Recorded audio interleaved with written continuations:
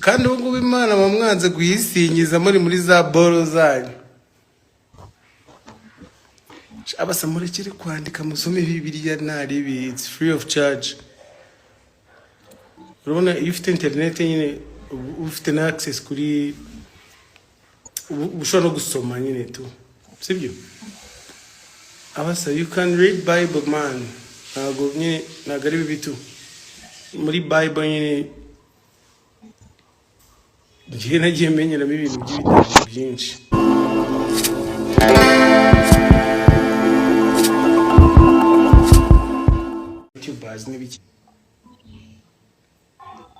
Respect umuntu wese akabisenya kandi umunota umwe like destroying someone subwo. Ariko je ntabwo numva n'ukuntu n'abafana sometimes ndibazaho kabisa, murashaka ko bizagenda bite? It's not about ngo Coach Gaël yashizemo ibiki nibi. I've been doing this for a long time, even before Coach Gaël kwaza. I've been doing this kind of muziki myiza. Ariko ngiye guhera ninjira muri no muziki buriya nabonye nyine hate bidanje. Njye mbona nyine abantu baza barira bavuze induru baraje bansanga hano induru zaravuze. No, we need to tell the truth noneho. Je numva nababwiza ukuri mwese ko mungana mukamenya ko umuntu usenya umuntu ugasenya umuntu utazi ngufa afite uko zingana utazagereje kugusenya uko byamera. We are not doing that. Sibyo turi kubaka igihugu gitoya gifite abaturage bakeya, gifite economy ntoya, gifite ibintu byose bitoya kugira ngo tukigire icyadanje. Hanyuma hari umuntu somewhere uri hano kugira ngo asenye undi. Not only me, n'abandi bantu barabikora. Abantu bose base nimuzajya mubona umuntu uri gusenya umuntu mujye mwibuka ko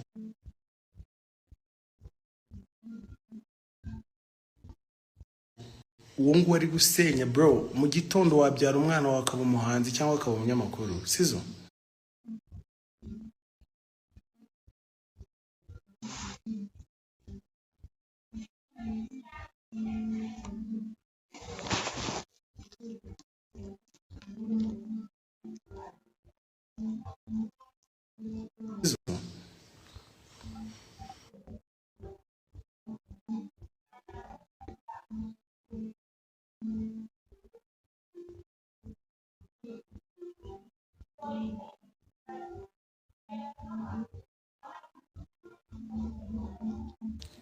Ntago ibyo biboro muzabireke rwo, ni ibintu bikorwa n'abantu. For me iyo mutaf kandi impamvu nyine nk'impamvu tubyihorera, we don't fight back kubera ko you don't deserve my energy. Mfite akazi nkora, mfite ukuntu nkora ibintu byanjye, nibyo nkeneye gufokasinga. Wowe nufokasinga gusenya, fokasinga rwose kugusenya, ariko umenye neza ko umuntu wubatse kugusenya senyuka vuba,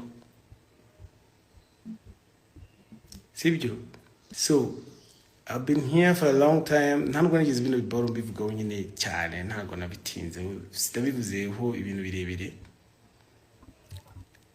ariko ntago ndigera na rimwe mfata energy zanjye ngo zishyire ku muntu, ko nanjye iyo mbikora ibyo ngibyo nanjye nari gufungisha abantu. It will be easy. Nari gufungisha abantu cyangwa se nkamanura abantu cyangwa se nanjye nari guhombya abantu, abana babo ntibabone ibiryo ku isahane.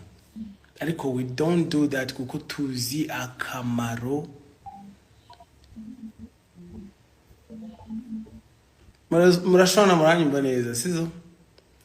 ubwo rero icyo nashaka kubabwira nuko nabonaga nyine hano abantu bameze nk'abatekereza gutyo kugira ngo nabo bumve neza ibintu baba barimo ibyo ari byo.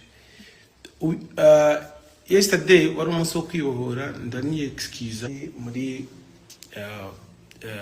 toxic experience kubera ko sound ntago yari imeze neza kandi n'ubu ngubu ndacyari Gisenyi.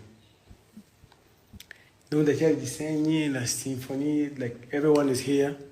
Twari turi ready sana ariko kubw'impamvu nta navuga ko ari toxic wabiteye, like something else happened. Rero turacyareba uko bimeze kubera ko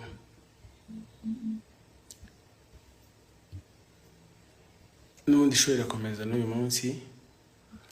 Ni hacu wambaye turakora imirimo ikomeye.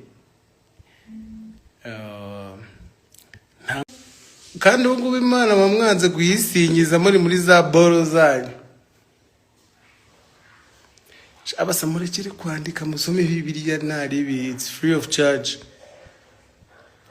Urabona iyo ufite internet nyine ufite na access kuri ushobora no gusoma nyine tu, sibyo?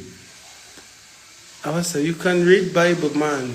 Ntago nyine nagari bibitu muri Bible nyine ngiye nagiye menyeramo ibintu by'ibidanje byinshi. Tutite no ku bintu mano waji nyine bagenda batubwira. Urumva nyine shabase none ngiye mbamara nyine cyaragiye kinapfa mu gakiga kimusige musingira kwa wakina waki. Ariko man muri Bible nyine ibintu byose biranditse, it's clean nyine, it's clear. Nyine bahise bavuga ngo umwenda ngo nyine ngo ngo twese tubasha kubyibonera n'iki. Ubwo rero usomye Bibiliya ibintu byose abantu bakubeshya mane wabyimenyera byanyabyo nyine nta muntu kubeshya. Kandi no muri Bible naho harimo nyine utuntu nyine ugenda ubonamo gatubona ko hari n'ibintu bidakwiye umwanya. Ibaze ko Yesu nyine ageze mu bukwe bw'Ikana yahise areba akabona umugeni nyine, like there is no need of mentioning those people. Mu bukwe bw'Ikana ntabwo higeze havugwa umugeni, ntabwo higeze havugwa mu rugo rwo kwaza kayo ntihavuzwa abantu batetse n'abagize ibiki n'iki. Nyine hari abantu bakwiye kuvugwa, hari n'abantu badakwiye kuvugwa. Uzwi Bible imeze nkabona ubuzima turi kubamo right now. Nyine abantu banditse biriya Bible n'abasaza gusa. Ikintu ntumvikanaho nabo, like personally, nuko nyine ibihembo bari gutanga ku isi nyine bihari kandi tunafite n'ibindi. Ako niko wenda katabashije gucamo fresh to me. Muze kunyanganira kandi abo tutabyumva kimwe, ntabwo ndi gushaka ku like nta muntu nshaka ko anyumva nabi. Gusa umbwiye ngo ninjya mu ijuru nzagenda ku mafarashi, I don't like that. Nyine nkunda imodoka nziza, imbuto n'iki byose turabifite hano ku isi. Gusa bari kugereranya wenda ahari ibizaba biri abantu n'ibyari bihari icyo gihe. Ariko buriya ifarashi na Ferrari banza ariyo danger.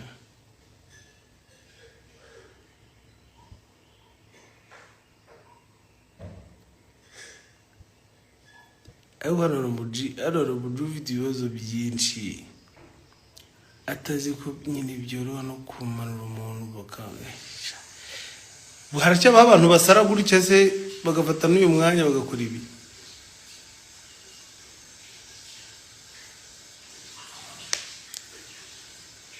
Abafana mujye mwiyorohera. Urumva igiti kimwe ntabwo gikora ishyamba, nyine umufana umwe ntagakora umuhanzi. Like we need to be none turi mu gihugu cy'abantu bake sana, turi mu gihugu cy'abantu bake sana ku buryo ibintu bitintataininga, ibintu bijemo roho mubaya n'iki nta kintu kimwe bidufasha rwose. So umuntu aranditse ngo trust me, this life is going to trend tomorrow. It has to trade, bro. We like ntabwo tujyana n'ibigezweho, ibigezweho bijyana natwe nitwe tujye n'ibigerwaho.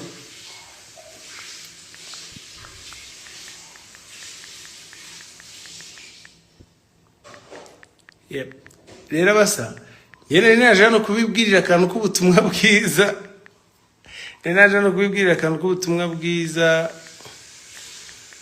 Oya ntago njya abantu bari kumwe mu bloke umuntu uri kuvuga amagambo mabi. Now we don't do that, we don't do that kubera ko uwo muntu ubwo ari wasting a time kuri time yanjye pereza iri gupfa ubusa.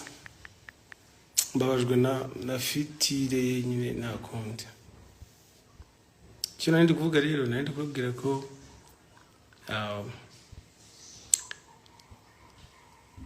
mbakunda muri benshi kandi nkabakunda bya danger.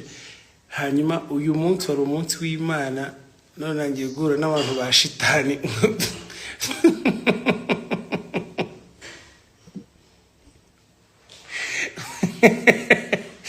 Shitani yohereje abakozi b'inaha none nabo baje.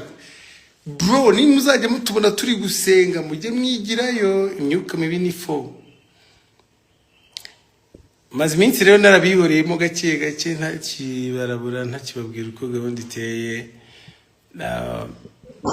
Ariko mba mbatekerezaho ndakora nyine imiziki myinshi cyane for you guys.